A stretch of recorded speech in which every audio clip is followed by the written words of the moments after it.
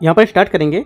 जो विजन है इसका टेस्ट नंबर यहाँ पर 8 चल रहा था, ठीक है। तो 8 में इसका पार्ट 1 है वो ऑलरेडी मैं करा चुका हूँ, जिसमें से आपके 55 क्वेश्चन वहाँ कवर कर दिए हैं। जो पार्ट 2 रहेगा इसी टेस्ट स्टार्ट का, इसमें 56 से क्वेश्चन स्टार्ट होंगे, ठीक है। 56 से आपका 100 नंबर क्वेश्चन तक रहेगा। तो पार्ट 1 और पार्ट 2 में आपके ये पूरे हो जाएंगे, ठीक है। तो स्टार्ट करते हैं, देखते हैं 56 नंबर क्वेश्चन यहाँ से क्या दिया हुआ है। यहाँ से 56 क्वेश्चन है।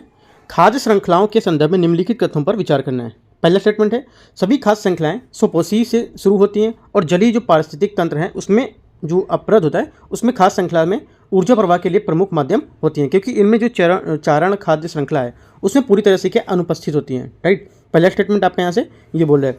दूसरा स्टेटमेंट क्या है, जो पहला स्टेटमेंट ये आपका यहाँ से गलत होगा, क्योंकि ये स्वपोषी होती हैं, स्वपोषी से ही प्रारंभ होती हैं और इसमें क्या ऊर्जा को जो पोषक तत्व होता है उसमें स्थानांतरण पौधों का उनका जो भाग होता है उसमें शाकाहारी वाले जो जीव होते हैं उसमें जीवों का शिकार करने तथा मांसाहारी जो सर्वाहारी जीव होते हैं उस तक जीवों का जो शिकार करना होता है वहाँ तक होता है, ठीक है। तो अपरद जो खाद्य श्रृंखला है ये मृत कार्बनिक जो सामग्री है उससे प्रारंभ होती है, राइट। तो आपका यहाँ से पहला गलत हो जाएगा। यहाँ से स्वपोषी से शुरू नहीं होती है, ये शुरू होती है आपकी जो मृत खाद्य श्रृंखला होती है वहाँ से, ठीक है। तो पहला गलत हो गया। दूसरा, जलीय पारिस्थितिक तंत्र में अपरद खाद्य श्रृंखला ऊर्जा प्रवाह के लिए जो प्रमुख माध्यम है ये, क्योंकि चारण खाद्य जो श्रृंखला है उसकी पूरी तरह से अनुपस्थित होती है। तो सेकंड स्टेटमेंट यहाँ से आपका रहेगा, सेकंड स्टेटमेंट भी गलत हो जाएगा। क्यों? क्योंकि जो अपरद खाद्य श्रृंखला है इसके कुछ जीव चारण खाद्य श्रृंखला के जानवरों का शिकार बन जाते हैं, राइट। कुछ जीव बन जाते हैं, इसमें लिखा पूरी तरह से ये होता है, तो ये आपका गलत हो जाएगा, ठीक है। तीसरा क्या है, मृतपोषी जो अपरद हैं इसमें खाद्य श्रृंखलाओं का एक महत्वपूर्ण भाग होता है।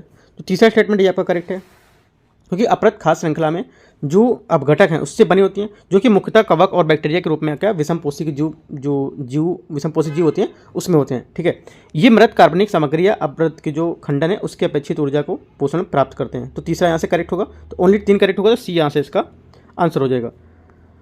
57 क्वेश्चन है, निम्नलिखित यौगिकों पर विचार करना है। पहला दिया यहाँ पर क्लोरोफ्लोरोकार्बन, दूसरा हाइड्रोक्लोरोकार्बन, ठीक है। तीसरा है मिथाइल ब्रोमाइड, चौथा है हाइड्रोफ्लोरोकार्बन। जिसमें बोला है कितने यौगिक ओजोन के क्षयकारी हैं, इनमें से कौन से जो हैं ओजोन के क्षयकारी हैं, राइट। तो ये आपको बोला है, जिसमें देख लेते हैं। यहाँ पे देखो जो पहला स्टेटमेंट बोला, देखो समताप मंडल है, इसमें ओजोन जो अणु है उसमें हैलोजन परमाणु द्वारा यहाँ पर क्या तोड़ा जाता है इनको, ठीक है। इन हैलोजन परमाणु में मुख्य स्रोत मानव निर्मित जो आपका हेलोकार्बन है, रेफ्रिजरेंट होता है वो विलायक, राइट। विलायक होता है, प्रणोदक होता है, और उसका जो स्वयं बुलाइंग होता है अभिकर्मक जिसको बोलते हैं वो, ठीक है। तो ये सब क्या है, इसमें इसके प्रकाशिक योजन से ये क्रिया करते हैं, ठीक है। इसके जो लोकप्रिय रूप हैं उसमें ओजोन क्षयकारी पदार्थ इसको कहते हैं। इसके अलावा carbon tetrachloride, carbon tetrachloride, methyl bromide और मिथाइल क्लोरोफ्लोरोफॉर्म, ठीक है। ये सब भी क्या है, ओजोन के शक्तिशाली क्षयकारी पदार्थ होते हैं। तो आपको ये तीनों एक्स्ट्रा और याद रखना जो मैंने बताया, राइट। उसके बाद जो हाइड्रोफ्लोरोकार्बन है ओजोन के क्षयकारी पदार्थों पर अंकुश लगाने के लिए मॉन्ट्रियल जो प्रोटोकॉल है उसमें शामिल किया गया था, जैसा कि हाइड्रोफ्लोरोकार्बन मैंने बताया, ठीक है। लेकिन ओजोन क्षयकारी पदार्थ यहाँ पर ये नहीं है, ठीक है। ये आपको याद रखना है, ओजोन क्षयकारी पदार्थ नहीं है, लेकिन क्या है इसके लिए जो मॉन्ट्रियल प्रोटोकॉल था उसमें शामिल किया गया था। तो दूसरा नहीं होगा, बाकी आपके पहला, तीसरा, चौथा ये आपका करेक्ट होंगे। तो 3 यहाँ से आंसर हो जाएगा, सी। 58 नंबर, निम्नलिखित में से कौन सी कार्बन प्रच्छादन की विधियां हैं, इनमें से कार्बन प्रच्छादन की विधियां में से कौन सी हैं, ठीक है। तो देखो आपको कार्बन प्रच्छादन ये पता नहीं सीखा है। देखो वायुमंडल में जो कार्बन हटाने और इससे जो संग्रहित करने की क्रिया को कार्बन प्रच्छादन कहते हैं। ये जलवायु परिवर्तन से निपटने के लिए अपनाए जा रहे जो तरीके हैं उस तरीकों में से क्या है एक है, राइट। इसे निम्नलिखित तरीकों से क्या अलग किया सकता है, जैसे वनीकरण, ठीक है, वनीकरण से भी अलग कर सकते हैं। आर्द्र भूमि जो पुनर्बहाली है उससे भी कर सकते हैं, जैसे कि यहाँ पर दिया हुआ है। आपका जो वनीकरण था यहाँ पे नहीं दिया, तो वनीकरण आप इसमें ऐड कर सकते हो। संधारणी जो कृषि है वो भी होगा, यहाँ पे नहीं दिया है, वो ऐड कर सकते हैं आप। समुद्री शैवाल में वृद्धि है, ठीक है, जैसा यहाँ पे दिया है तो ये हो गया, ठीक है। बायोचर होता है, ये यहाँ पे नहीं दिया तो ये आप ऐड कर सकते हैं बायोचर। भूमि जो अंतःक्षेपण है, ठीक है, ये भी नहीं दिया, ये भी आप ऐड कर सकते हैं इसमें। उसके बाद क्या लवण निषेचन होगा, ये भी यहाँ नहीं दिया है। तो जो भी यहाँ पर दिए हैं वो जो नहीं दिए वो आप यहाँ पे ऐड कर सकते हो, ठीक है। महासागरों को लवण निषेचन यहाँ पे दिया हुआ है, ठीक है। कार्बन डाइऑक्साइड की जो भूमिगत अंतःक्षेपण, तो तीनों जो चारों स्टेटमेंट करेक्ट हैं। उसके बाद मैंने जो 2-3 और बताया वो भी आप यहाँ से ऐड कर सकेंगे कि जो कार्बन प्रच्छादन की जो विधियाँ हैं वो, राइट। तो 4 से 7 करीब आपके यहाँ से हो जाएंगे। अगला है 59 नंबर क्वेश्चन। 59 क्वेश्चन यहाँ से प्रधानमंत्री जन विकास कार्यक्रम, ठीक है, प्रधानमंत्री जन विकास कार्यक्रम PMJVK के संदर्भ निम्नलिखित कथनों पर विचार करना है। ये एक केंद्रीय क्षेत्र की योजना है, ठीक है। ये बोला ये क्या है, केंद्रीय क्षेत्र की योजना है। दूसरा स्टेटमेंट क्या बोला है यहाँ से, दूसरा स्टेटमेंट यहाँ से इसका उद्देश्य अल्पसंख्यक समुदाय के लिए आधारभूत जो संरचना है उसका सामाजिक आर्थिक सुविधाओं को बेहतर बनाना। ठीक है, सेकंड स्टेटमेंट हमारा यहाँ से ये बोल रहा है, राइट। तो सेकंड स्टेटमेंट आपका करेक्ट है, क्योंकि शिक्षा, स्वास्थ्य, कौशल विकास ये सब क्या है, महिला केंद्रित जो परियोजना है इनको क्या है, इसके लिए प्राथमिक क्षेत्र हो जाएंगे। ये तो हमारा सेकंड करेक्ट हो जाएगा यहाँ से। तीसरा क्या है, इसके अंतर्गत जो परियोजना से संबंधित राज्य, केंद्र शासित प्रदेश सरकार के जो कार्यान्वित जो प्रतिबंधित है वो की जाती हैं, तो ये भी आपका करेक्ट होगा तीसरा, राइट। जो यहाँ से पहला स्टेटमेंट आपका बोल रहा था, ठीक है, पहला स्टेटमेंट था, ये स्टेटमेंट आपका गलत हो जाएगा पहला वाला, राइट। पहला क्या है, क्योंकि ये प्रधानमंत्री जन विकास कार्यक्रम एक केंद्र प्रायोजित योजना है, ठीक है, तो आपका पहला गलत हो जाएगा, केंद्रीय क्षेत्र की योजना नहीं है। तो ओनली 2-3 यहाँ से करेक्ट हैं, तो 2 स्टेटमेंट करेक्ट है, बी यहाँ से इसका आंसर हो जाएगा। 60 नंबर क्वेश्चन देखते हैं।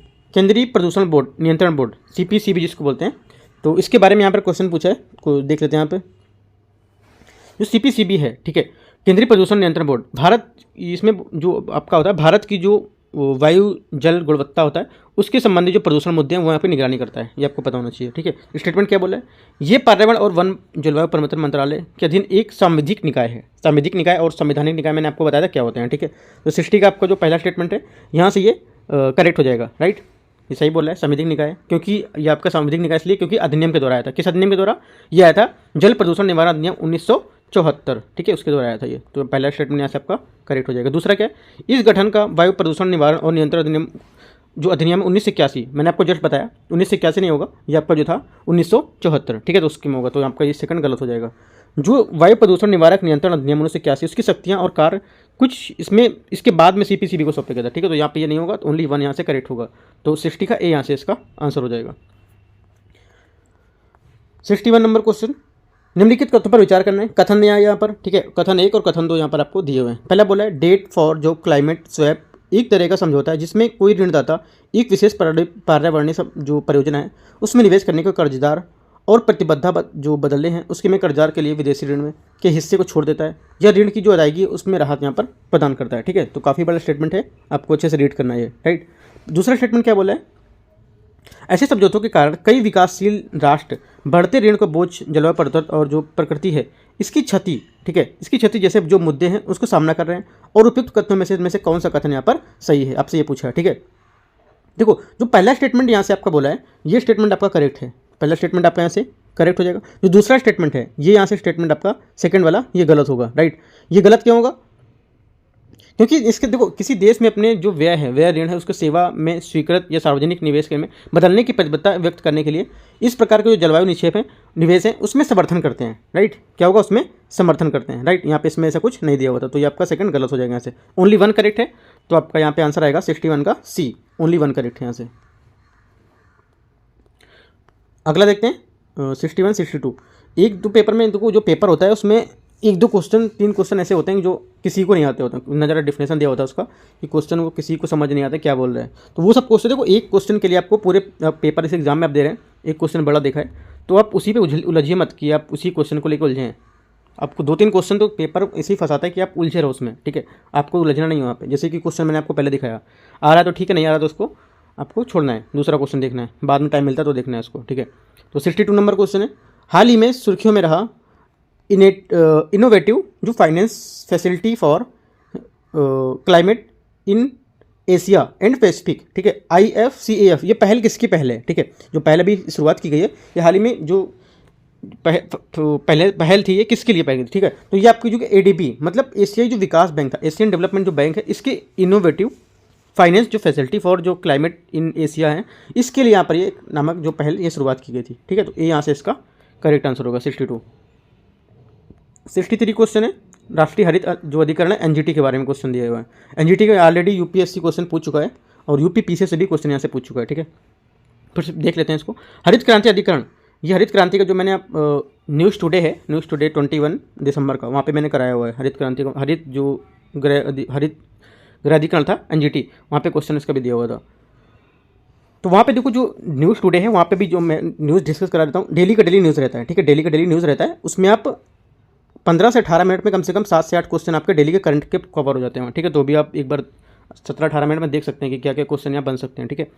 तो यहाँ पे क्वेश्चन बोला है हरित जो अधिकरण है इसकी स्थापना पर्यावरण संरक्षण अधिनियम जो मामले हैं उसकी प्रभावी शीघ्र निपटान के लिए वन जीव संरक्षण अधिनियम 1972 के तहत की गई थी, ठीक है। तो पहला स्टेटमेंट जो 63 का बोला है यहाँ पर ये गलत हो जाएगा, राइट। ये हरित जो अधिकरण है इसकी स्थापना स्वयं का जो अधिकरण है उसके द्वारा ही की गई थी। ठीक है, इसकी स्थापना नहीं, हरित अधिकरण के द्वारा ही की गई थी। जो आपका राष्ट्रीय हरित अधिकरण था, अधिनियम 2010 खुद के द्वारा यहाँ पर ये किया गया था। तो 2010 होगा, ना कि ये जो पर्यावरण प्रदूषण था इसके द्वारा। ठीक है, ये सेम क्वेश्चन पूछा था यूपी पीसीएस ने, ऐसे ही इसी स्टेटमेंट पे। ठीक है, दूसरा स्टेटमेंट है यहाँ पे, पहला गलत हो गया। ये अधिकरण सिविल प्रक्रिया संहिता 1908 के तहत निर्धारित प्रक्रिया से बाध नहीं है। ठीक है, तो 63 का जो बी स्टेटमेंट है ये यहाँ से ये करेक्ट हो जाएगा, क्योंकि एनजीटी जो 1908 है उसके नागरिक जो प्रक्रिया संहिता है उसके द्वारा निर्धारित जो कार्य विधि है उससे बाध्य नहीं है। राइट, और क्या है, हालांकि ये जो प्राकृतिक न्याय है उसके सिद्धांतों के अनुसार निर्देशित होता है। तो आपका सेकंड करेक्ट हो जाएगा। तो ओनली 2 करेक्ट है, तो बी इसका आंसर हो जाएगा। 63 हो गया। 64 देखते हैं। निम्नलिखित कथनों पर विचार करना है। 3 माइल आइलैंड, ठीक है, Chernobyl, Fukushima, deep water horizon, ठीक है, इनमें से कौन सा बोल रहा है कि कौन से स्थान परमाणु जो दुर्घटना है उससे संबंधित हैं। ठीक है, कौन सी परमाणु दुर्घटना से संबंधित हैं, आपको ये बताना है। देख लेते हैं। देखो जो यहाँ पे बोल रहा है 3 माइल आइलैंड, ये क्या है, ये परमाणु आपदा संयुक्त राज्य अमेरिका का एक जो पेंसिल्वेनिया में हुई थी। ठीक है, परमाणु आपदा, तो ये है, तो आपको ये तो करेक्ट हो जाएगा। ठीक है, दूसरा क्या है, चेरनोबिल, ये क्या, ये एक परमाणु आपदा की जो आपका ओब्लास्ट यूक्रेनी सोवियत समाजवादी गणराज्य था उसमें हुई थी। ठीक है, 1996 में यहाँ पर त्रुटिपूर्ण का रिएक्टर डिजाइन करने के साथ साथ ये उसका ऊर्जा में वृद्धि हुई थी। तो ये आपका ये करेक्ट हो जाएगा अभी। फुकुशिमा, ठीक है, जो फुकुशिमा ये क्या, ये परमाणु आपदा जापान में हुई थी, यह भी आपको पता है।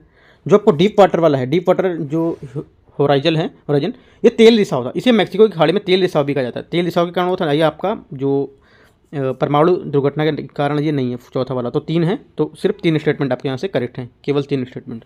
65 निम्नलिखित कथनों पर विचार करना है। कथन 1 और कथन 2। कथन 1 है महासागर का अम्लीकरण, ठीक है, महासागर का अम्लीकरण प्रवाल भित्तियों के लिए हानिकारक है। पहला स्टेटमेंट ये बोल रहा है आपसे। ठीक है, दूसरा पहला स्टेटमेंट आपके यहाँ से करेक्ट हो जाएगा। राइट, पहला स्टेटमेंट आपका यहाँ से करेक्ट होगा। दूसरा क्या है, दूसरा स्टेटमेंट बोल रहा है अम्लीकरण में वृद्धि से कैल्शियम कार्बोनेट उत्पन्न होने की दर धीमी हो जाती है। देखो यहाँ पर पहले अम्लीकरण के प्रवाल की भित्तियों के बारे में पूछ रहा है। ठीक है, उसके बाद बोल रहा है कि जो अम्लीकरण है उसी से क्या है, हमारा कैल्शियम कार्बोनेट में जो उत्पन्न वृद्धि हो धीमे। तो दोनों इसकी क्या व्याख्या कर रहे हैं, एक बात बता रहा है, दूसरे की व्याख्या कर रहा है। तो हमारा स्टेटमेंट ए हो जाएगा। तो दोनों यहाँ पर सही होंगे। ठीक है, तो ए यहाँ से इसका आंसर हो जाएगा 65 का। 66 नंबर क्वेश्चन।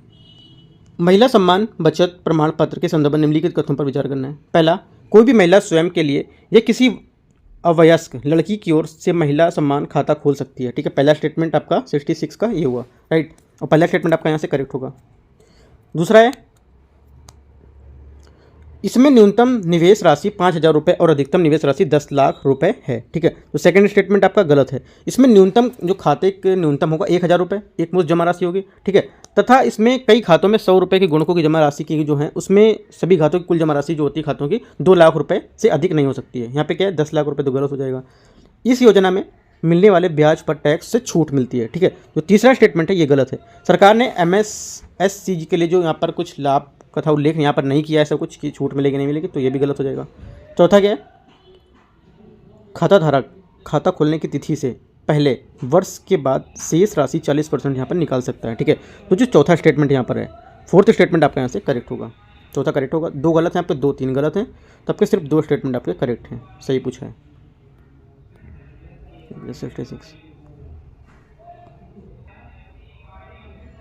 67 नंबर क्वेश्चन है। क्योटो प्रोटोकॉल के तहत निम्नलिखित में से कौन से तंत्र यहाँ पर तैयार किए गए हैं। क्योटो प्रोटोकॉल के तहत कौन से यहाँ पर तंत्र तैयार किए गए आपको यहाँ पर ये बताना है 67 में। ठीक है, तो देखते हैं इसको। पहला क्या, स्वच्छ विकास तंत्र, आपका करेक्ट है। ठीक है, करेक्ट होगा। दूसरा क्या, संयुक्त कार्यान्वयन, ये भी करेक्ट होगा। राइट, उसके बाद क्या दिया है यहाँ पर, दिया अभीष्ट राष्ट्रीय जो निर्धारक अंशदान है। ठीक है, ये तीसरा स्टेटमेंट है, ये आपका यहाँ से गलत हो जाएगा, क्योंकि देखो क्योटो प्रोटोकॉल के तहत लक्ष्य को प्राप्त करने के 3 अंश प्रेस किए गए थे, स्वच्छ विकास तंत्र, ठीक है, और आपका संयुक्त कार्यान्वयन। राइट, और उसके बाद क्या था, उत्सर्जन व्यापार। तो ये 3 थे जो यहाँ पे आपके क्योटो प्रोटोकॉल के तहत लक्ष्य को प्राप्त करने के लिए पेश किए गए थे। तो ओनली 3 है, तो आपका यहाँ से 1, 2 और 4 करेक्ट होगा। सी यहाँ से इसका आंसर हो जाएगा। राइट, अगला देखते हैं 68 नंबर क्वेश्चन। 67 क्वेश्चन थोड़ा सा न्यू था। ठीक है, नए तरीके से पूछा था उसको, तो पेपर में आ सकता है, इंपॉर्टेंट क्वेश्चन है वो, पीसीएस में भी आ सकता है वो। यहाँ पे बोला है विचार करना है, किसमें से विचार करना है कि कितने कारक हैं जो किसी क्षेत्र में किसी प्रजाति के समष्टि घनत्व के वृद्धि को बढ़ावा देते हैं। ठीक है, कितने कारक ऐसे हैं इन 3 में, तो कितने होंगे, तो देखते हैं। पहला स्टेटमेंट है जन्म दर, दूसरा है मृत्यु दर, तीसरा है आप्रवासन। ठीक है, तो जो पहला यहाँ पर स्टेटमेंट बोल रहा है, राइट, पहला स्टेटमेंट बोला है जन्म दर। जन्म दर क्या होता है? जन्म दर से तात्पर्य हमारा जो समष्टि जन्मी जो उस संख्या से जो दी गई अवधि के दौरान आरंभिक घनत्व में जुड़ती है, तो पहला करेक्ट हो जाएगा। मृत्यु दर क्या होगी? मृत्यु दर ये दी गई जो अवधि है उसमें समष्टि होने वाली जो मौत है उसकी संख्या को यहाँ पर दिखाती है, तो यहाँ पर पहला। दूसरा क्या होगा? गलत हो जाएगा। अप्रवासन क्या होगा? ये उसी प्रजाति से व्यष्टि से संख्या है वो जो दी गई समयावधि के दौरान आवास में कहीं और से आए हैं, ठीक है, बट क्या भी हैं, तो 1 और 2 1 और 3 यहाँ से करेक्ट होगा। तो हमारा आंसर क्या हो जाएगा? ओनली 2 करेक्ट हैं, 1 और 3, ठीक है। और देखो यहाँ पर अप्रवासन दिया, यहाँ पर उत्प्रवासन भी दे सकता था ऑप्शन में। तो उत्प्रवासन क्या होते हैं? ये समष्टि जो व्यष्टि हैं उसकी संख्या में जो दी गई समयावधि है उसके दौरान आवास छोड़कर कहीं और चले गए हैं, ठीक है, यह भी स्टेटमेंट दे सकता था आपको, ठीक है। तो यहाँ पर मृत्यु दर नहीं होगा। 68 हो गया। 69 नंबर क्वेश्चन देखते हैं।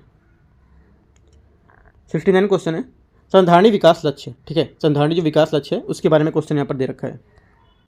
यहाँ से पहला स्टेटमेंट है जो आपका सस्टेनेबल डेवलपमेंट गोल है, ऑलरेडी मैं पहले भी करा चुका हूँ इस क्वेश्चन को, इस टाइप का क्वेश्चन। इसमें बोला गोल संख्या में कौन सा क्या इसका लक्ष्य रखा गया, ये इंपॉर्टेंट है। देखो आज से नहीं, जब से गोल बनाए गए तब से ये जितना भी पेपर होता है, स्टेट पीसीएस हो या यूपीएससी हो, उसके माध्यम से कहीं ना कहीं क्वेश्चन पूछा जाता है, ठीक है। तो इंपॉर्टेंट हो जाता है क्वेश्चन। आप अपने रूम पे ऐसा बना के जो इंटरनेट के माध्यम से आप निकाल भी सकते हैं सस्टेनेबल डेवलपमेंट गोल के जो टोटल जितने गोल हैं उसमें आप लगा के देख सकते हैं, पेस्ट कर सकते हैं प्रिंट निकाल के कि कितने कितने गोल में क्या बताया गया, ठीक है। तो देखते हैं। पहला स्टेटमेंट बोला सस्टेनेबल डेवलपमेंट गोल आपका जो 3 है, ठीक है। जो तीसरा नंबर गोल है ये क्या बताता है? ये बताता है गुड हेल्थ एंड जो वेल बींग है, ठीक है, ये राइट। जो बोला लैंगिक समानता, ये तो आपका पहला स्टेटमेंट है।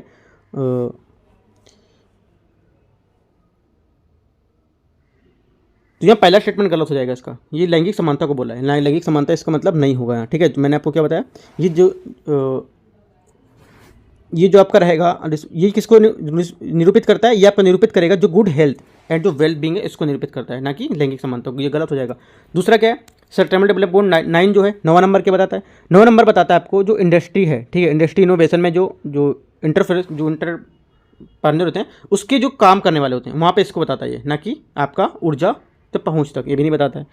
अगला क्या है? जो सस्टेनेबल गोल 13 है, 13 क्या बोलता है? 13 बोलता है क्लाइमेट एक्शन के लिए बोलता है ये, राइट, ना कि संधारणी शहर में समुदाय, ये भी गलत है। सस्टेनेबल डेवलपमेंट गोल 4, ठीक है, ये जो ये है ये क्या बोलता है? 9 नंबर ये बोलता है आपका शांति न्याय और मजबूत संस्थाएं। तो जो आपका 16 नंबर है ये बोलता है peace and justice strong innovation. तो आपका 4 सिर्फ करेक्ट है, ओनली 4 करेक्ट है, बाकी आपके तीनों गलत हैं। तो आपको सिर्फ एक युग्म करेक्ट होगा यहाँ से।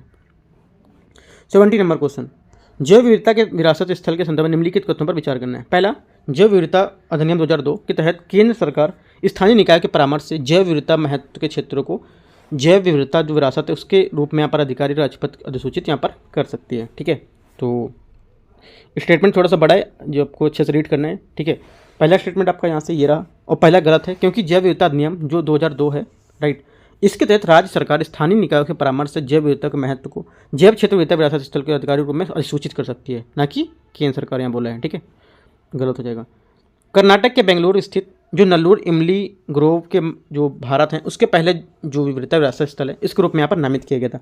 सेकेंड स्टेटमेंट आपका यहाँ से जो सेकेंड स्टेटमेंट है यहाँ से करेक्ट होगा क्योंकि जो कर्नाटक के बेंगलुरु में स्थित जो नल्लूर जो इमली ग्रोव है उसमें भारत का पहला जैव विविधता विरासत स्थल यहाँ पर था जिसे वर्ष 2007 में घोषित किया गया। तो आपका ये सेकंड करेक्ट हो जाएगा। तो ओनली 2 करेक्ट है तो केवल 2 बी। 70 हो गया। 71 निम्नलिखित प्रकार के जो पारिस्थितिक पिरामिड है उस पर विचार करना है, ठीक है, कि इनमें से कौन से पिरामिड कभी उल्टा नहीं हो सकता। इनमें से जो 3 पिरामिड दिए हैं कौन से पिरामिड जो हमेशा कभी उल्टे नहीं हो सकते हैं, ठीक है, देखते हैं इसको। संख्या का पिरामिड, ठीक है, संख्या का पिरामिड क्या होता है? संख्या का पिरामिड सीधे पिरामिड है, सीधे पिरामिड में वैष्णव की संख्या जो होते हैं उसमें यहाँ पर इसको दिखाता है, ठीक है। संख्या का पिरामिड जो होता है संख्या का उल्टा पिरामिड, इसमें वैष्णव की संख्या क्या निम्न पोषी से जो इस तरह उससे उच्च पोषी स्तर तक क्या बढ़ती जाती है, इसलिए आपका पहला गलत हो जाएगा। दूसरा क्या होगा?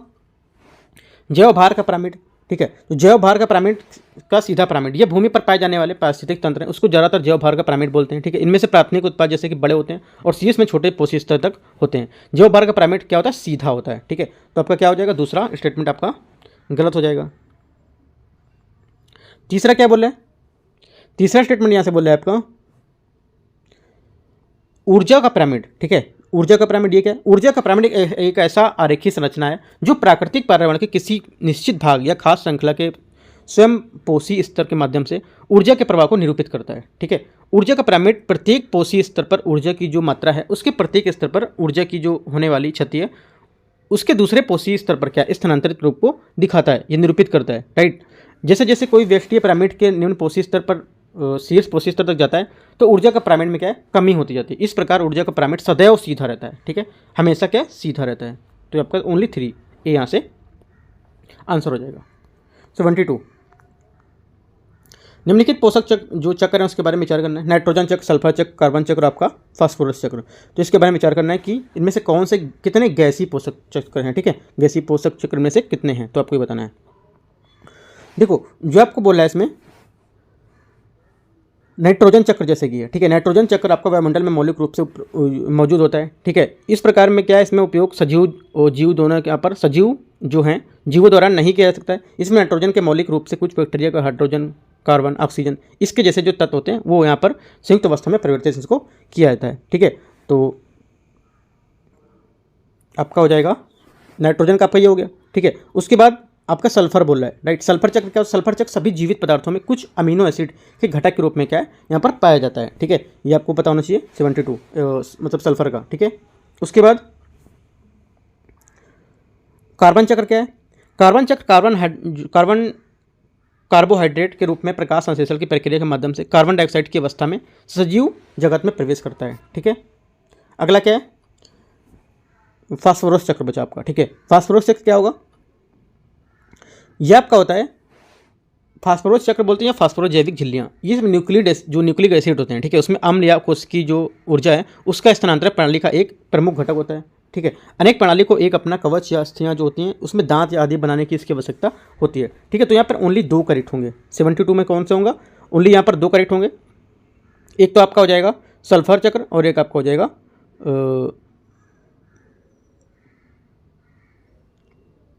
एक आपका हो जाएगा नाइट्रोजन और एक आपका कार्बन। सल्फर यहाँ से और ये यहाँ पे गलत हो जाएंगे। ठीक है, 1 और 3 यहाँ से करेक्ट हो जाएगा। राइट, तो स्टेटमेंट क्या होंगे इसके, 2 स्टेटमेंट इसके करेक्ट हो जाएंगे। 72 के 2 बी। ठीक है, अगला देखते हैं 73 निम्नलिखित कथनों पर विचार करना है। ऐसा माना जाता है कि पृथ्वी वर्तमान में छठे सामूहिक विलोपन के दौर से गुजर रही है। ठीक है, पहला स्टेटमेंट आपसे यहाँ पर 73 का ये बोल रहा है। राइट, दूसरा स्टेटमेंट क्या है, वर्तमान प्रजातियों में विलोपन की दर पूर्व मानव काल की तुलना में कई गुना तीव्र होने का अनुमान है। ठीक है, तो पहला स्टेटमेंट जो आपका यहाँ से ये स्टेटमेंट आपका करेक्ट हो जाएगा क्योंकि पृथ्वी पर पूर्व में 5 जो सामूहिक विलोपन है उसी घटनाएं हुई हैं। राइट, वर्तमान में विशेषज्ञों का मानना है कि हमें छठे जो सामूहिक विलोपन है उसके दौर से गुजर रहे हैं। ठीक है, जो करेक्ट हो जाएगा। दूसरा, वर्तमान प्रजातियों के विलोपन की दर जो है पूर्व मानव काल की तुलना में कई गुना तीव्र होने का अनुमान है। तो ये भी स्टेटमेंट आपका करेक्ट है। ठीक है, तो कितना विलोपनों की तुलना में 100 से 1000 गुना जो होता है वो अधिक होने का तीव्र यहाँ पर अनुमान लगाया जा रहा है। तो ये आपका करेक्ट हो जाएगा। तो दोनों करेक्ट हैं, तो आपका सी से आंसर हो जाएगा। 73 74 निम्नलिखित कथनों पर विचार करना है। ठीक है, carbon dioxide, hydrofluorocarbon, methane, nitrous oxide इनमें से कौन सा ग्रीन हाउस गैसें हैं, कौन सी इनमें से ग्रीन हाउस गैसें हैं। ग्रीन हाउस गैसों से यूपीएससी अक्सर क्वेश्चन पूछता है। ठीक है, कैसे भी घुमा के पूछेगा, ग्रीन हाउस गैस से अक्सर क्वेश्चन पूछता है। तो यहाँ पर देखते हैं 74 में देखो पहला क्या है, carbon dioxide. Right, carbon dioxide जो आपका है ये एक रंगहीन, गंधहीन और स्वादहीन गैस होती है। कार्बन युक्त जो पदार्थ है उसको दहन करने में प्राकृतिक उत्पाद के रूप में उत्पन्न होती है। ठीक है, ये आपका हो गया। दूसरा क्या है, हाइड्रोफ्लोरोकार्बन। राइट, हाइड्रोफ्लोरोकार्बन आपका ये अत्यंत शक्तिशाली ग्रीन हाउस गैस है जिसकी जो ग्लोबल वार्मिंग जो क्षमता है कार्बन डाइऑक्साइड की तुलना में सैकड़ों गुना तक हो सकती है। कार्बन डाइऑक्साइड की तुलना में सैकड़ों गुना, मतलब ये भी होगी तो ये इसकी तुलना में ये भी है। ठीक है, मीथेन क्या है, मीथेन आपका है, मीथेन एक शक्तिशाली ग्रीन हाउस गैस है जो ग्लोबल वार्मिंग में योगदान देती है और मीथेन कार्बनिक पदार्थों में अवयविक जो अपघटन है उससे उत्पन्न होती है। ये भी हो गया।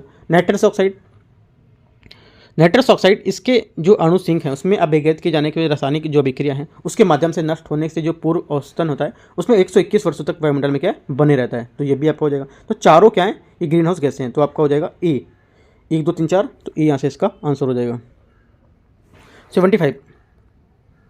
75 नंबर क्वेश्चन है, ट्रैफिक के बारे में कुछ क्वेश्चन यहाँ पर दिया हुआ है। 75 trade record analysis of the flora and fauna international commerce traffic के संदर्भ में लिखित को जो ट्रैफिक है उसके बारे में आपको विचार करना है। ठीक है, पहला बोला है ट्रैफिक आपका मतलब फुल फॉर्म यहाँ पे लिखा हुआ है, trade record analysis for flora and fauna in international commerce. ठीक है, ये वर्ल्ड वाइड नेचर जो फंड है फॉर नेचर WWF और international union for conservation of nature IUCN द्वारा संयुक्त रूप से स्थापित एक वन्य जीव व्यापार निगरानी नेटवर्क है। ठीक है, पहला स्टेटमेंट आपका यहाँ से ये बता रहा है, राइट। और पहला स्टेटमेंट यहाँ से आपका करेक्ट भी होगा। दूसरा, इसका संबंध विश्व भर में वन्यजीव वैध एवं अवैध व्यापार दोनों की निगरानी करना है। ठीक है, तो दूसरा स्टेटमेंट भी आपका यहाँ से करेक्ट होगा, क्योंकि जो ट्रैफिक है इसके संबंध में विश्व भर में वन्यजीव वैध अवैध व्यापार जो होते हैं उसकी यहाँ पर क्या निगरानी करेगा। ठीक है, ये एकदम फैक्चुअल बात बोल रहा है। जो ट्रैफिक जो यहाँ पर ट्रेड रिकॉर्ड एनालिसिस है फ्लोरा एंड फौना, इसके बारे में सब ये इसके की डेफिनेशन बोल सकते हो, इसकी परिभाषा, ये की पॉइंट है इसके, इसी पे आपको पूरा स्टेटमेंट ये दे दिया है। तो दोनों स्टेटमेंट इसके करेक्ट होंगे तो सी इसका आंसर हो जाएगा। ठीक है, 75 का सी। 76, हाल ही में गोल्डीलॉक्स, ठीक है, गोल्डीलॉक्स अर्थव्यवस्था पर सुर्खियों में रहा है। यह अर्थव्यवस्था निम्नलिखित में से किस जो परिदृश्य का सर्वोत्तम वर्णन करती है। ठीक है, गोल्डीलॉक्स, तो हमारा जो आंसर होगा, करेक्ट आंसर हो जाएगा, ये एक ऐसी स्थिति जिसमें अर्थव्यवस्था का विस्तार या संकुचन बड़े अंतर से नहीं होता है। तो बी यहाँ से इसका क्या हो जाएगा, 76 का करेक्ट आंसर हो जाएगा। ठीक है, 77, निम्नलिखित में से कौन सा कथन किसी जल निकाय की रासायनिक ऑक्सीजन की जो मांग है उसकी सर्वोत्तम रूप से वर्णन करता है, राइट।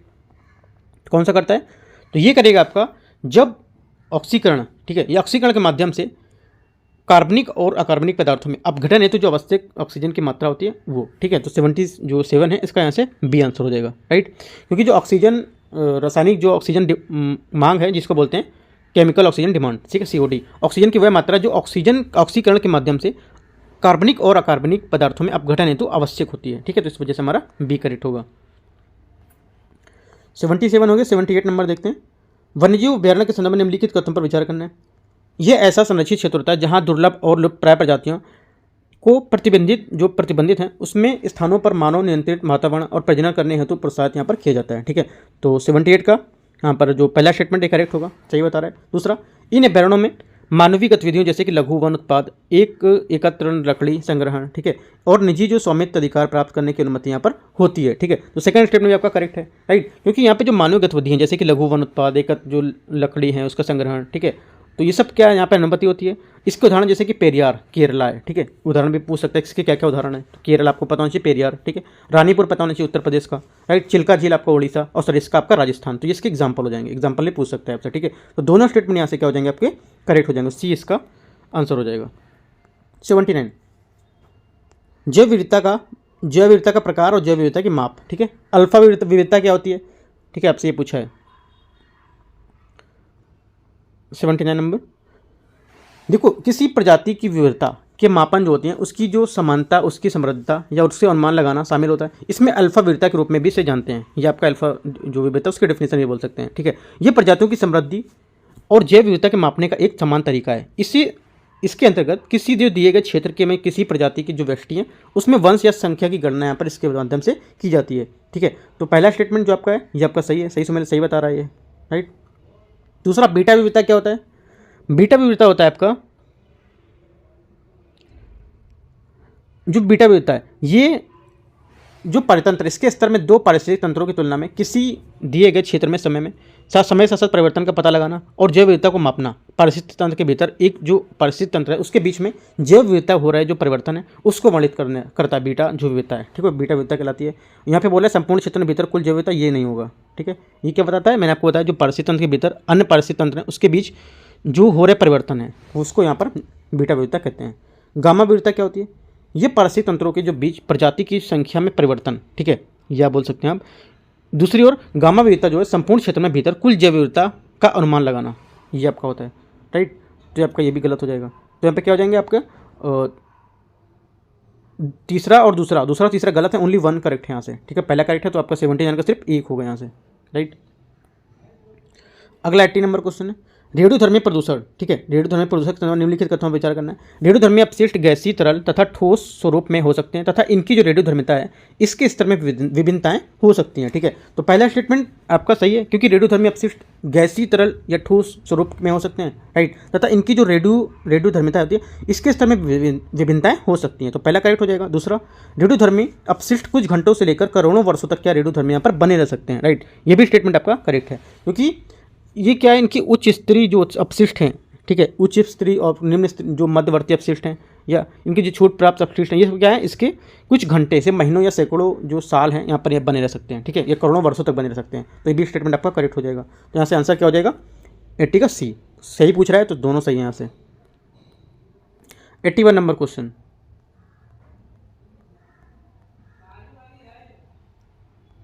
निम्नलिखित कथनों में से कौन सा स्प्रिंग सॉक पद का सर्वोत्तम वर्णन करता है, ठीक है, स्प्रिंग सॉक पद का सर्वोत्तम वर्णन में से कौन करता है, तो करेक्ट आंसर आपका हो जाएगा ये झीलों की जो हिम और बर्फ से पिघलने के कारण अम्लता होती है उसमें वृद्धि, ठीक है, तो यहाँ पर इसका आंसर हो जाएगा, ठीक है। देखो जो बसंत ऋतु है उसके दौरान मध्य अक्षांश में क्षेत्रों में झीलों, धाराएं, जो नदियां, उनकी जो सतही हैं उसमें जल का अम्लता के स्तर अचानक क्या वृद्धि होने लगती है। इसका कारण क्या है, इसका प्रमुख कारण होता है शीत ऋतु के दौरान संचित हिम का पिघलना, ठीक है। साथ ही इसका जो एक अन्य कारण है अम्लीय वर्षण के दौरान संचित ड्राई फॉल आउट निक्षेप का पिघलना, ठीक है। इस अम्लीकरण की प्रक्रिया को ही स्प्रिंग सॉक कहते हैं, राइट, ये आपको याद रखना है। ड्राई फॉल आउट से तात्पर्य धूल या गैसों से जो बनने वाले अम्लीय वर्षा है उससे होता है, तो आपका डी यहाँ से आंसर हो जाएगा। 82 नंबर क्वेश्चन, निम्नलिखित में से कौन सा विनियामकी, ठीक है, विनियामकी निकाय भारत की जो ध्वनि प्रदूषण है उसको नियंत्रित करने के लिए मानक और दिशा निर्देश क्या तैयार करने के लिए उत्तरदायी यहाँ पर होता है, ठीक है। तो कौन होता है, ये आपको हो जाएगा केंद्रीय प्रदूषण और नियंत्रण बोर्ड, सीपीसीबी, जैसे कि मैंने आपको सीपीसीबी के बारे में ऊपर बताया भी क्वेश्चन में, ठीक है। ध्वनि प्रदूषण के लिए आपका विनियमन जो है केंद्रीय प्रदूषण बोर्ड सीपीसीबी, इसने भारत में विभिन्न क्षेत्रों के लिए स्वीकार जो ध्वनि स्तर है उसको निर्धारित किया, क्या क्या यहाँ पर स्तर होने चाहिए, ठीक है। औद्योगिक क्षेत्रों में कितना होना चाहिए, कितना डेसिबल होना चाहिए, ठीक है, रात के लिए कितना, दिन के लिए, तो यहाँ सब डिसाइड किया है। तो यहाँ पर 82 का सी आंसर हो जाएगा। 83, फोटोकेमिकल स्मोक के संदर्भ में निम्नलिखित कथनों पर विचार करना है। देखो फोटोकेमिकल स्मोक आपका इंग्लिश वर्ड दिया है, ठीक है, जिसने इंग्लिश से नहीं रीड किया होगा तो हिंदी का उसको नहीं पता, हिंदी से जो करते हैं उसको इंग्लिश वर्ड नहीं पता होगा ये फोटोकेमिकल स्मोक, ठीक है, ये तो याद होगा तो कोई नहीं, बट जो देखो आप वर्ड हिंदी से पढ़ते हो, एक तो साइंस के वर्ड जितने भी आप पढ़ते हो इंग्लिश से उनको जरूर पढ़ो, क्योंकि जब भी क्वेश्चन देता है तो ज़्यादातर साइंस के इंग्लिश हिंदी मिला के वर्ड दे देता है, कभी कभी इंग्लिश से ही क्वेश्चन सीधा पूछ लेता है, जैसे यहाँ पूछा है, ठीक है। तो 83 क्वेश्चन है पहला, ये एक ऑक्सीकारक, ठीक है, ऑक्सीकारक स्मोक है, ये क्या है, एक ऑक्सीकारक स्मोक है, ठीक है। पहला स्टेटमेंट यहाँ से जो बोला है पहला स्टेटमेंट आपका यहाँ से करेक्ट होगा, ठीक है। फोटोकेमिकल जो आपका स्मोक या लॉस एंजल्स स्मोक भी इसको बोल सकते हैं, आपसे बोल सकते हैं लॉस एंजल्स स्मोक क्या है, तो लोग आप थोड़ा सा डाउट में रहते हैं क्या पूछ रहा है, तो पहला स्टेटमेंट आपका यहाँ से करेक्ट होगा। दूसरा क्या है, ये ओजोन जैसे द्वितीयक प्रदूषकों से बना होता है, ठीक है, दूसरा स्टेटमेंट है ये आपका सही है, क्योंकि द्वितीयक प्रदूषक में आपके जो आते हैं ऑटोमोबाइल्स इंडस्ट्री उत्सर्जित होते हैं, ठीक है, उनसे जो प्रदूषक बड़ी संख्या में उत्पन्न होते हैं उसका यहाँ पर संबंधित होता है, तो दोनों, दूसरा भी करेक्ट है। तीसरा क्या है, ये सूर्य के प्रकाश की अनुपस्थिति में भी उत्पन्न होता है, ठीक है। तीसरा स्टेटमेंट है ये गलत है, ये प्रदूषित वायु सोलर अल्ट्रावायलेट रेडिएशन के विक्रिया के कारण होता है, ना कि आपका जो सूर्य की अनुपस्थिति के कारण भी। तीसरा गलत हो जाएगा, ओनली 1 2 यहाँ से आपका करेक्ट हो जाएगा, तो 83 का आपका हो जाएगा सी 1 2। 84 है, निम्नलिखित युग्मों पर विचार करना है, द्विपक्षीय अभ्यास और आपका दिया भारत के साथ जो भाग लेने वाला देश हैं वो, ठीक है। तो पहला बोला है धर्म गार्जियन, जो धर्म गार्जियन है ये क्या है, हाल ही में भारतीय नौसेना ने रॉयल जो सऊदी नेवल फोर्स है उसके बीच द्विपक्षीय जो है अल मोहिद अल हिंदी 2023 के समुद्री चरण में यहाँ पर जो है वो स्टार्ट किया था, तो आपका पहला करेक्ट हो जाएगा यमन, ठीक है। गलत होगा, ये यमन नहीं होगा, सॉरी, ये अल मोदे अल हिंदी ये आपका जो है भारतीय नौसेना का रॉयल जो सऊदी नेवल फोर्स है उसके द्वारा यहाँ पर किया गया था, ठीक है, भारतीय नौसेना के द्वारा। यहाँ पर तीसरा गलत हो जाएगा ये। दूसरा क्या है, भारत और इंडोनेशिया के बीच चौथा जो द्विपक्षीय नौसैनिक अभ्यास था युद्ध शक्ति, ठीक है, ये आपका यहाँ से जो है युद्ध शक्ति ये किसके बीच था, ये था इंडोनेशिया भारत, तो ये क्या फ्रांस बता रहा है, गलत है। धर्म गार्जियन, ठीक है, धर्म गार्जियन आपका है भारत और जापान, ठीक है, धर्म गार्जियन जापान और भारत, तो ये आपका करेक्ट हो जाएगा, तो ओनली 1 करेक्ट है यहाँ पर, 84 का ओनली 1 करेक्ट है, तो ए यहाँ से इसका आंसर हो जाएगा। 85, ध्रुव एडवांस लाइट हेलीकॉप्टर के संदर्भ निम्नलिखित कथनों पर विचार करना है, इसे रक्षा अनुसंधान और विकास संगठन डीआरडीओ द्वारा स्वदेशी रूप से डिजाइन और विकसित यहाँ पर किया गया है, ठीक है। तो पहला स्टेटमेंट यहाँ से आपका गलत हो जाएगा, एडवांस लाइट हेलीकॉप्टर ध्रुव जो है इसे हिंदुस्तान एरोनॉटिक्स लिमिटेड उसके द्वारा यहाँ पर किया गया, तो गलत हो जाएगा, ठीक है। दूसरा, ये सभी मौसमों में कार्य करने में सक्षम होगा, राइट, तो दूसरा स्टेटमेंट है ये यहाँ से आपका सेकेंड स्टेटमेंट, सेकंड चलो देख लेते हैं, थर्ड स्टेटमेंट को देखते हैं पहले।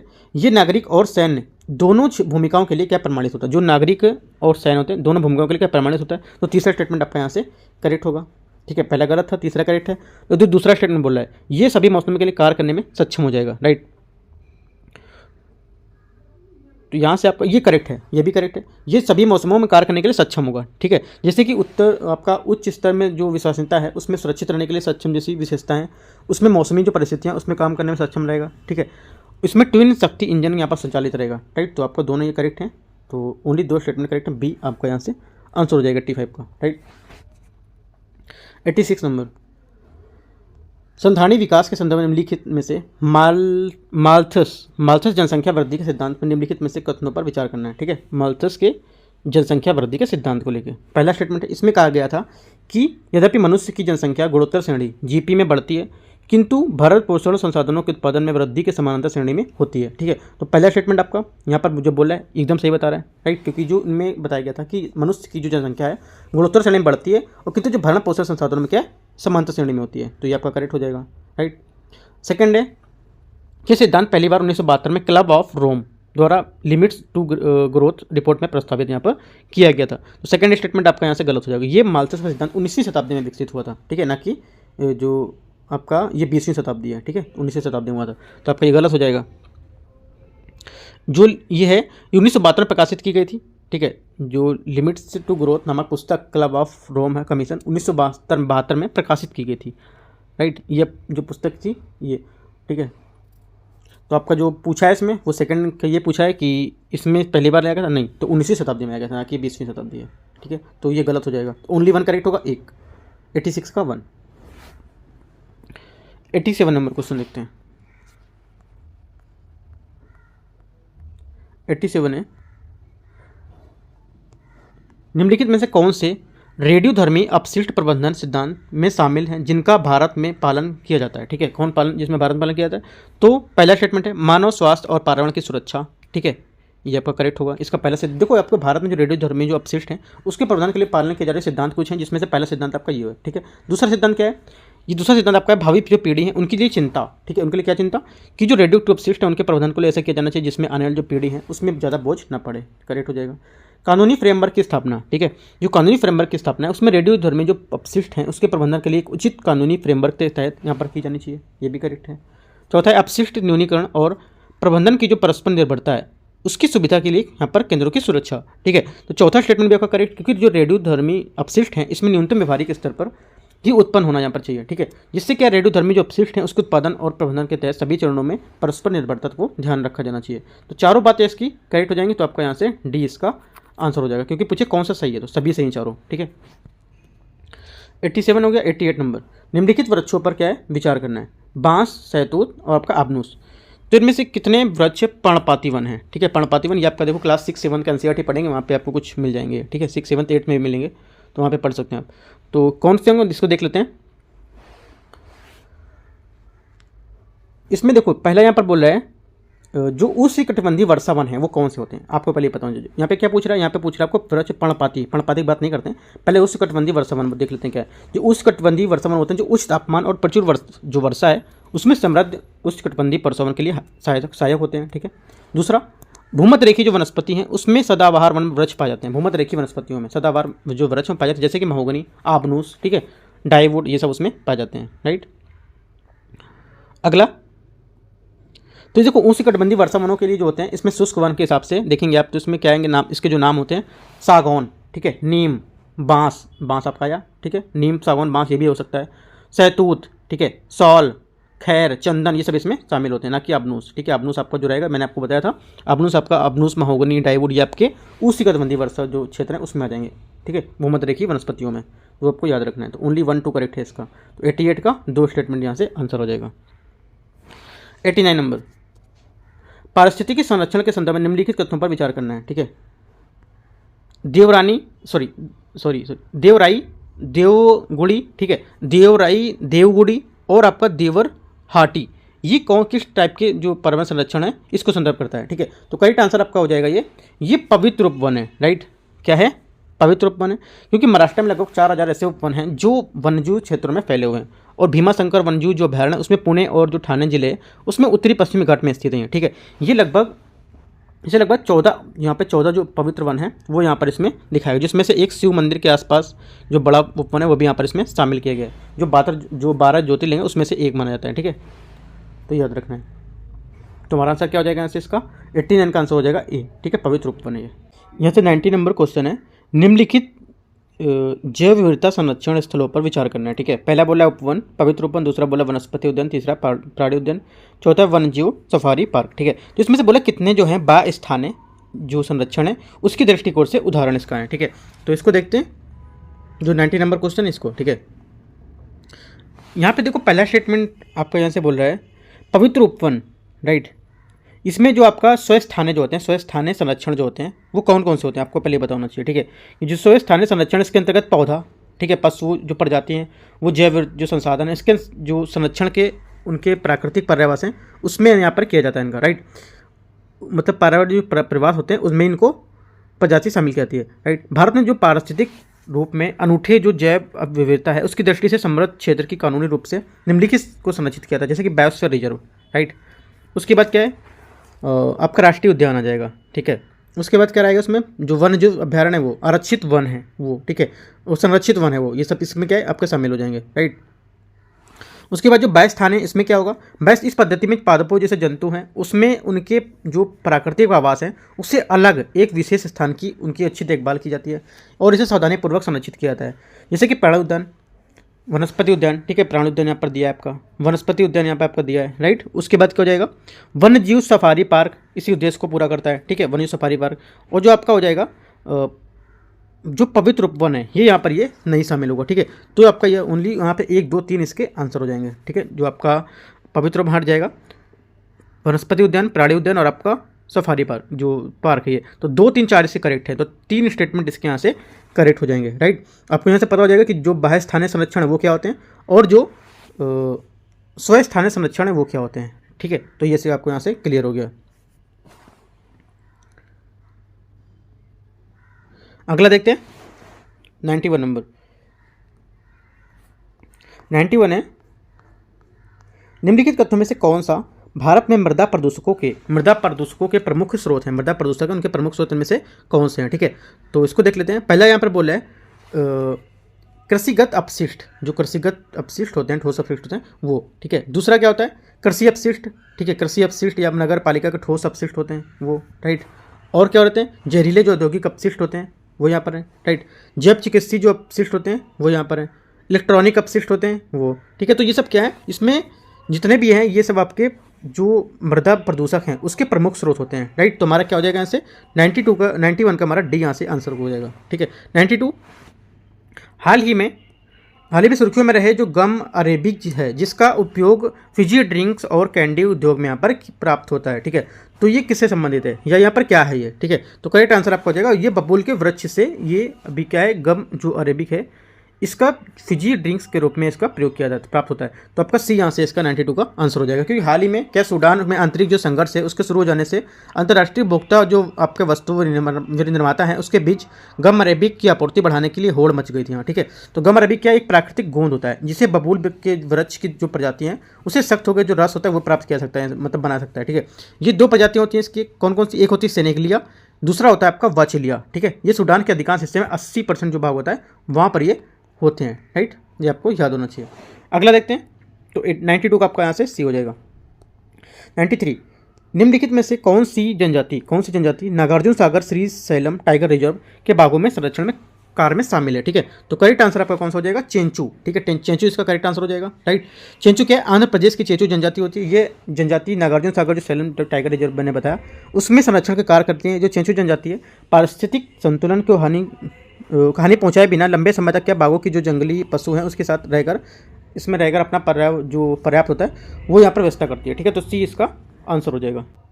94 है यहाँ से 94 है प्रजातियों के बीच पारस्परिक जो क्रिया के निम्नलिखित उदाहरण है उसके में से कितने पारस्परिक क्रिया करने वाली जो एक प्रजाति है उसके निश्चित रूप में नुकसान पहुँचता है। ठीक है, या पहुँचता है, तो क्या हो जाएगा देखते हैं इसमें। पहला बोला है बाढ़ हेज या पादपों में वृद्धि करने से जो उसका अमर बेल है इसको। ठीक है, इसकी जो पारस्परिक क्रिया है इसमें प्रजातियों का निश्चित क्या है नुकसान पहुंचता है। तो पहला स्टेटमेंट आपका यहाँ से ये बोला है। ठीक है, दूसरा स्टेटमेंट क्या है, पहला आपका यहाँ से स्टेटमेंट रहेगा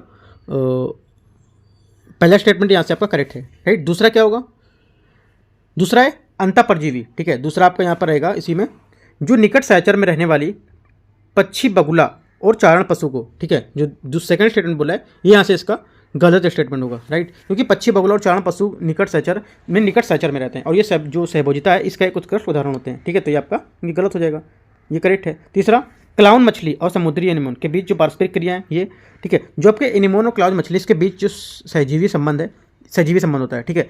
एनिमोन क्लाउन मछली को सुरक्षा और आश्रय प्रदान करता है, जबकि क्लाउन मछली एनिमोन को अपशिष्ट रूप में पोषक तत्व यहाँ पर प्रदान करती है, ठीक है।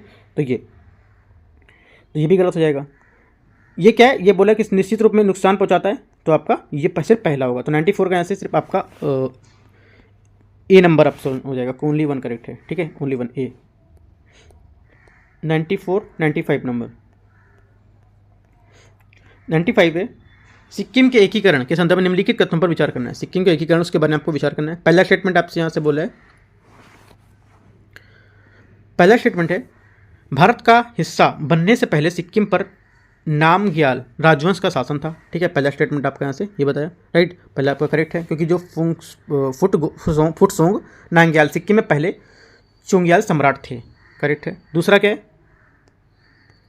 1975 में सिक्किम में राजतंत्र को समाप्त करने में के लिए जनमत संग्रह यहाँ पर कराया गया था, ठीक है। तो सेकंड स्टेटमेंट यहाँ से आप करेगा, सेकंड आपका गलत हो जाएगा, क्योंकि 1975 में सिक्किम में एक जनमत संग्रह हुआ जो अधिकांश लोगों ने भारत के जो सम्मिलित होने में पक्ष में मतदान किया था, तो ये गलत हो जाएगा।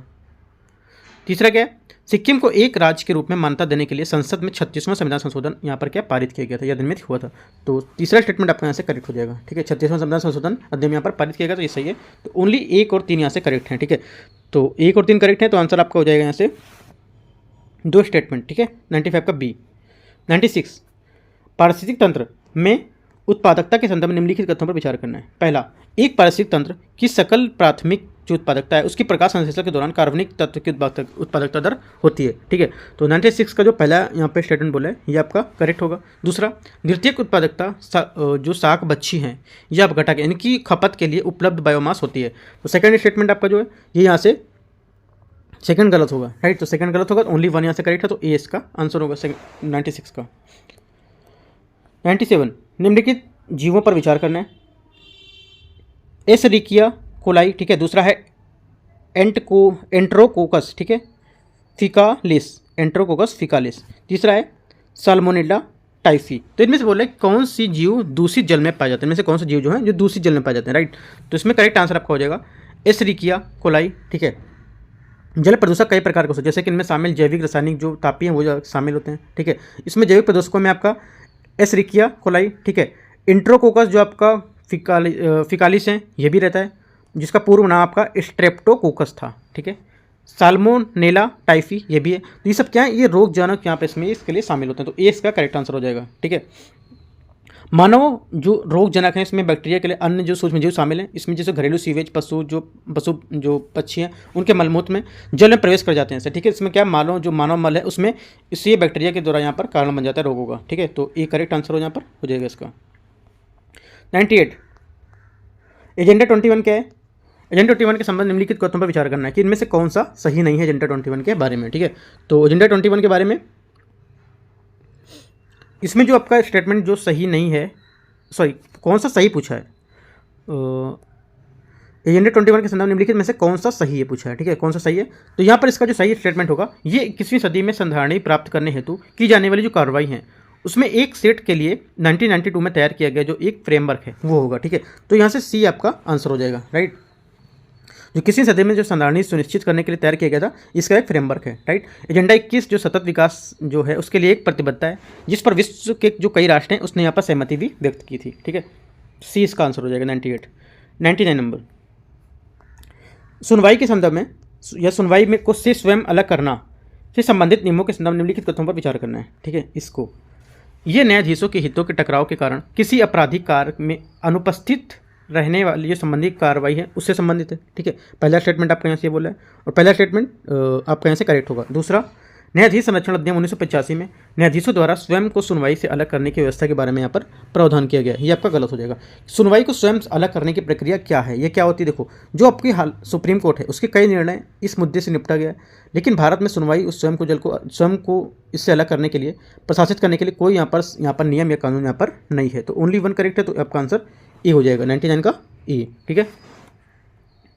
100 नंबर क्वेश्चन देखते हैं।